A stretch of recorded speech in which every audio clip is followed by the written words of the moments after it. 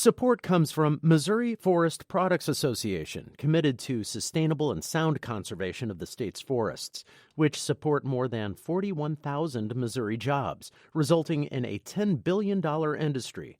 ChooseWood.com.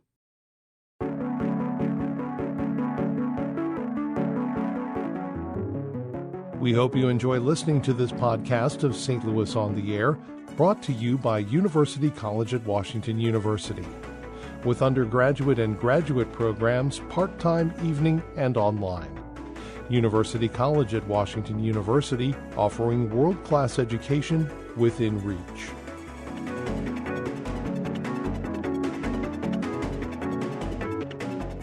These are times when some people and groups are demonized and discriminated against, when political rhetoric is hateful and insulting, and, of course, when incidents such as the synagogue shootings in Pittsburgh and other violent acts send the nation into collective shock.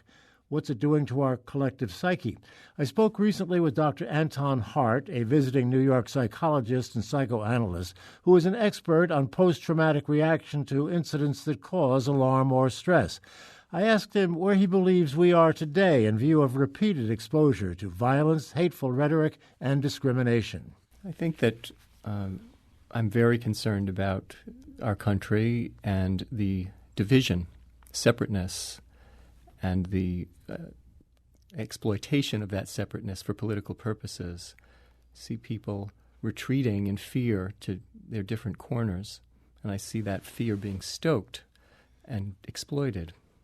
You know, one of the things that we've talked about on this program on a number of occasions is the fact that this political rhetoric seems to have enabled a segment of the population that might not have surfaced, that these seething issues, the hate, the vitriol, has just been below the surface, apparently for a long time, and now has been allowed to kind of bubble up. Do you see it kind of that way?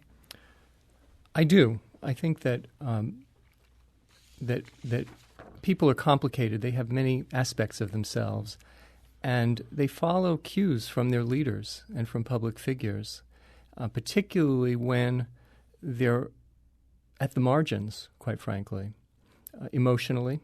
Mm-hmm. And so when leaders legitimize hate and fear-mongering, then that is closer to the surface than we might wish that it were. A number of people obviously are comfortable with this kind of environment. Maybe they've been waiting to become a part of it for a long time, but a great many others are not. I've heard it referred to as a form of PTSD, which might be too strong a term, but in terms of those people dealing with what's going on, what can they do? What can we do to help? Well, PTSD, post-traumatic stress disorder, starts out as an official diagnostic term that refers to people who have been traumatized seriously, life-threatening situations, but not just life-threatening situations, also other profoundly emotionally traumatic experiences. And after the trauma, it sticks with some people and they suffer from it. So, but it's not such a far stretch to identify PTSD even in cases where there's not some obvious trauma like war trauma or seeing somebody get hurt or almost getting killed or something like that, because people make emotional linkages and attribute meaning to situations, and that can lead to profound trauma in individuals. And how does that present? How does that manifest? Well, it really is quite variable. Sometimes it manifests as depression, anxiety. Usually there's some aspect of it that feels unexplained to the person who's suffering from it, like something comes over me. I feel fearful, but I don't know why. I feel depressed, but I don't know why. It also manifests itself behaviorally through addictions, through addictive behaviors, through changes in relationships and stresses that come out in relationships. In a way, post-traumatic stress disorder manifests itself in every way that human beings suffer. And so it can be hard to diagnose because there are so many diagnostic categories that have overlap with symptoms of PTSD. You know, I mentioned the PTSD quotient, if you will, to a veteran friend of mine once. And he said, how dare you equate something like being concerned and traumatized by what's going on politically with what I went through in Vietnam when I was being shot at every day. He said it's just a totally different thing. They're not the same. And you're kind of saying, well, they're closer than most people might think. Yeah, I can understand how that guy would feel that way, because when you've been through profound war trauma, it can be hard to imagine how a person who's been through something not literally life-threatening can exhibit the same symptoms that you do, having gone through a matter of life and death. The tricky thing about human beings is that because we have minds, we attribute meaning to things and we make connections and links between experiences and things like life and death. Mm-hmm. So it can take a small incident that might feel small to somebody from the outside, but because of the meanings that are part of it, it can feel more life-threatening than might be obvious to the observer who's not invested in the same way. You know, when we're talking about the way that this might present, and you mentioned addiction, among other things, could this spate of violence that we're seeing relatively recently, be a part of it? Can the opioid addiction issue be a part of it?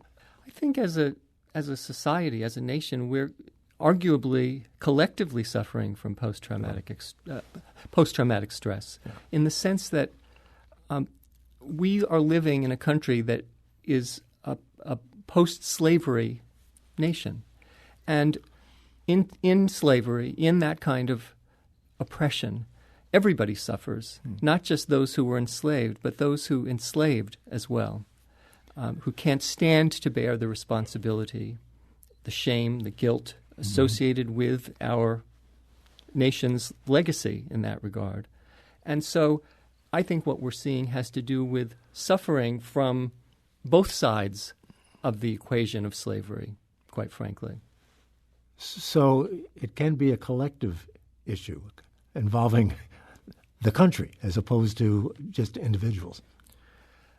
I think that we could talk not in an official diagnostic way, but in a kind of social observational way about our nation as being in a time of trauma and stress. And when there is such trauma and stress, people retreat in fear, and unfortunately, people come forward in anger. Anger and violence often represent the human tendency to try to undo fear and vulnerability with something much more powerful that gives them the feeling of being in control. And this can be cumulative? Yes, it can be cumulative, absolutely. Yeah. That's one of the interesting things about post-traumatic stress reactions, and I'm talking not from the diagnostic and statistical manual, but from the descriptive term of post-traumatic stress. Stress can be we can have a one-time trauma, and we can also have a cumulative trauma, a buildup of what we sometimes in psychoanalysis or academia call microaggressions. The whole notion of small things that add up and are taken in and swallowed by a person that come to create a toxic level of stress in an individual and can lead to post-traumatic stress. Much of what we're talking about, I guess, just to be clear, is really kind of our reaction to the political rhetoric and some of the things that have been triggered by that rhetoric, that we might think have been triggered by it. But you also have spoken of something called discriminatory trauma. Yeah. What is that? Yeah, I have talked about discriminatory trauma, the discriminatory gesture, and by that I mean a way of understanding experiences that a person might have that on the face of it seem innocuous. Like you're walking in a store and you're followed by a clerk because you're a person of color, and you see that other people in the store who aren't of color, who are white people, aren't followed in the same way, aren't scrutinized. So we might call that a discriminatory gesture, and we could observe that even though What's the big deal? You're simply followed in a store. Why are you making such a big deal over it? The store doesn't want shoplifters. But the experience is profoundly disturbing because it represents a form of profiling and arguably of racism, such that you are impacted in a way that immediately links to the history of oppression of your people, the history of slavery, of Jim Crow, and the persistence of those phenomena in present society, even though under other names. Would that be as serious as the situation you just described about entering the store and being followed? Would that have the same kind of impact as that same person walking out of the store and being called the N-word, or being told that you can't have this apartment and the implication is it's because you're black? Yeah, I think it could. It's never for us to determine which experiences should have which kinds of impact, because it's always a subjective experience involved. However, absolutely, these things are linked together, and being black in this country today means that you're always potentially subject to real violence, not just a discriminatory gesture, but a discriminatory act. Well, how do you overcome this? I mean, this is your business, basically taking people who have been traumatized one way or the other. How do you take that case that we just mentioned here? What would you do? What would you recommend? How would you deal and treat a person who has been experiencing this? Well, I think as a psychologist, as a clinical psychologist and psychoanalyst, I'm interested in helping people talk. And as neutral as that may sound, talk really can have enormous power. Because when we talk, we put our experience into words, we formulate it. And in that formulation, experience is rendered differently from the way it was before it had been verbalized, before we had talked about it. When we talk, we put experience into symbolic form, and then we can think about it. We can think in different ways from experience that we just had that we haven't talked about. And so the patients in my practice, some of whom have gone through experiences like this, are people who I encourage to talk about what they have experienced, and I try to listen closely to the details of their experience. And in my listening closely and being interested and curious about it, they can start to become interested and curious too. I'm having a little difficulty thinking that this would work. I mean, particularly if it's been an ongoing process of whether it be discrimination or trauma of another sort. Well, you haven't been in psychoanalysis, I guess. Not yet. I'll tell you, these days I think I may be closer than I would like to be. You know, it sounds rather innocuous what I'm describing, but what I haven't captured in what I've said so far is the way that the talk helps a person also feel less alone when they have somebody who's there really understanding what they've been through, or at least trying to, and experiencing the pain that they're carrying from certain experiences and being able to think about that pain at the same time. One of the most dangerous, toxic things in people's emotional lives is having painful experience, but leaving it unformulated, leaving it unarticulated, and therefore not being able to really think about it, and yet being subject to it. It has a cathartic quality as opposed to having it steep inside. You can release it somehow, I suppose, is kind of what you're saying. Well, yes, release it. Catharsis is part of the process, but I would emphasize something slightly different. I would say that we can actually own experiences and integrate them into other aspects of ourselves when we articulate them. So it's less about getting rid of them through catharsis and more about claiming them and finding ways to understand what we're going through and what we've been through. How would you deal, and this is a hypothetical to a large degree, but how would you deal with the people of Jewish faith, for instance, who are going through quite a period now following the shooting in Pittsburgh, and in particular those people who are in Pittsburgh who have kind of experienced this. Certainly, they've been traumatized by that experience. How would you approach them? I would approach them with an open heart and with love, first and foremost. I'm very upset about what has happened at that synagogue. Mm-hmm. And I have a Jewish mother myself, mm-hmm. and an African-American father. Mm-hmm. It's a double whammy, I guess, in some ways, isn't it? Yeah. In this country, particularly at this time, absolutely. Yeah.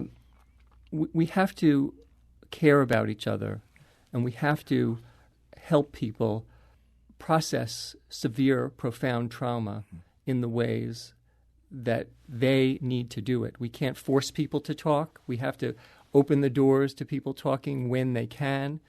There's no one-size-fits-all, but the main thing is that we want to encourage people to find a safe enough context within which to talk. Sometimes that's psychotherapy. Sometimes that's to a spiritual leader. Sometimes it's to a friend.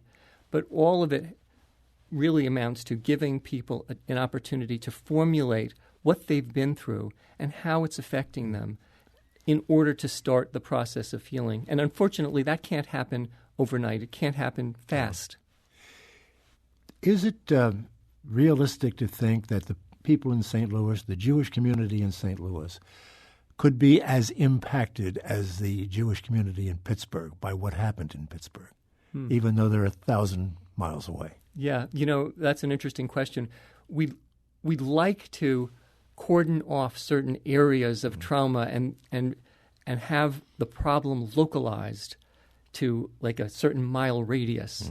And we wish that things wouldn't have the power to spread as vividly and emotionally as they do.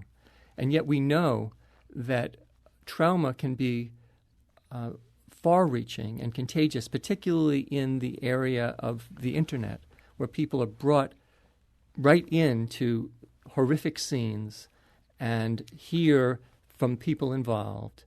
And so when you have a person who has a history, people who have lost relatives in the Holocaust, for example, and they see something like this happen, they're vulnerable potentially to feeling like, oh my God, it's going to happen again. This is all coming back. We might have wished that it was gone, Nazism, but we see that it's not. And that can be enormously frightening and traumatizing to a person thousands of miles away. You just brought up something that I've wondered about. Is it possible to, we all are concerned about the trauma that could follow an event at a synagogue, let's say, or a church or a concert hall. Is it possible to have something like pre-PTSD, fearing attending such an event? I think that people get phobic reactions, understandably. They pair situations that they've seen with the situations that they walk into in their everyday lives, and they start to feel frightened that these places are linked to horrific experiences and events. And that happens regularly. That's a basis for a phobic reaction. There are ways of responding to that. One way is not forcing yourself to be anywhere that you don't want to be, particularly when you're under stress. But on the other hand, if you can summon the strength to bring yourself back to the place that is your place, not that of the one who terrorized, but your place, then sometimes, particularly if you have a sense of supportive community, you can reestablish and reclaim space that has been crowded out by your own anxiety. We've got a collective. We've established that this can be a collective situation, that an entire country can be affected by the trauma, the PSD, whatever, however we want to characterize it. What's your best advice, given your profession, to all of us to cope with what may or may not lie ahead? Well, there's coping, and then there's also trying to do things that are proactive to make the world a place that would be better for you, which could be a form of coping in and of itself. I think one of the main things that I see is that people need to go on a news diet. Internet, cable TV, there's a way that we have to know about what's going on in our world, but we can be bombarded by by it also, and that can exacerbate the trauma that we're already feeling on the one hand, and it can also make us numb to certain things that are going on in the world that we really should not become numb to if we're going to work to change our world.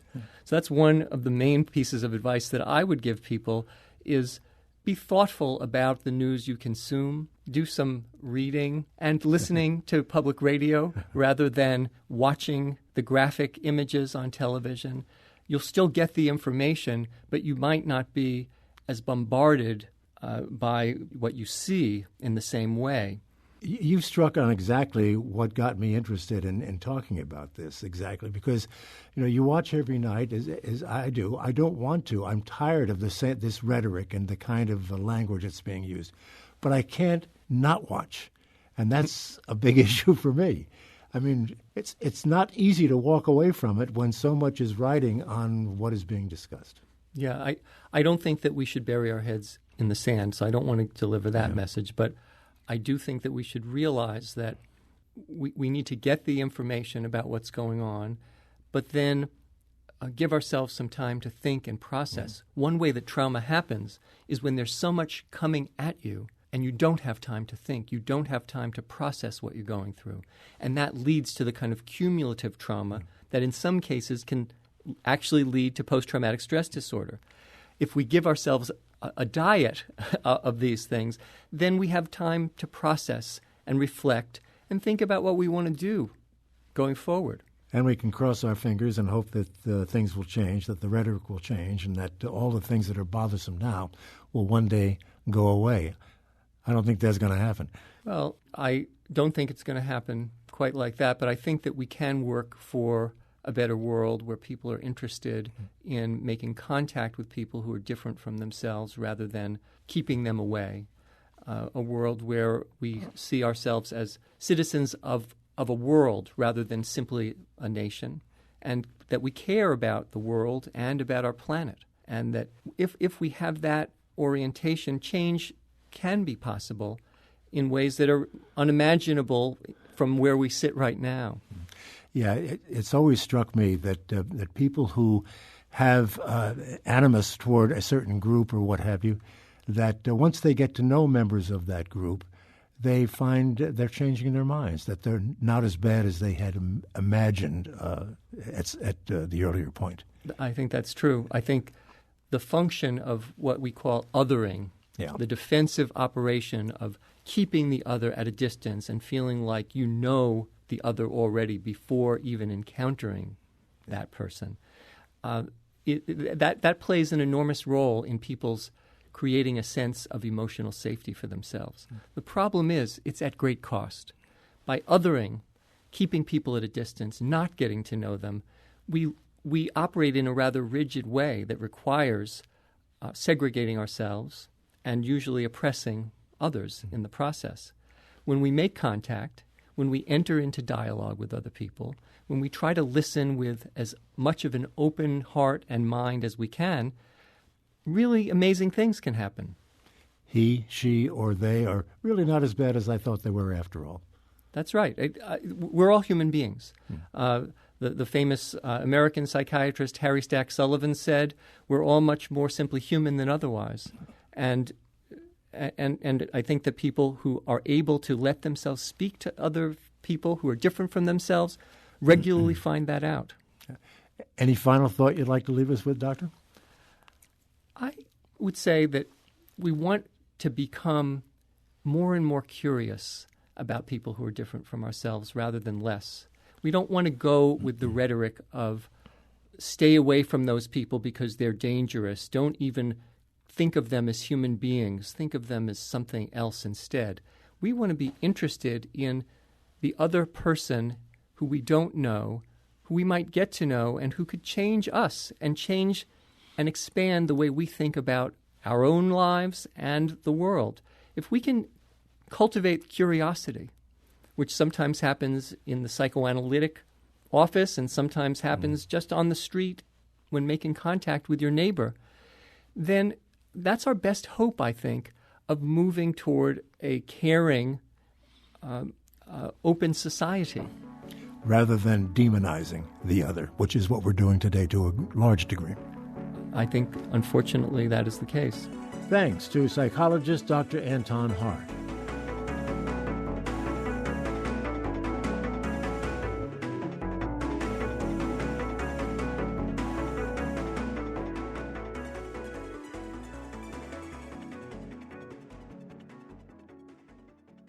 Support comes from Missouri Forest Products Association, committed to sustainable and sound conservation of the state's forests, which support more than 41,000 Missouri jobs, resulting in a $10 billion industry. ChooseWood.com.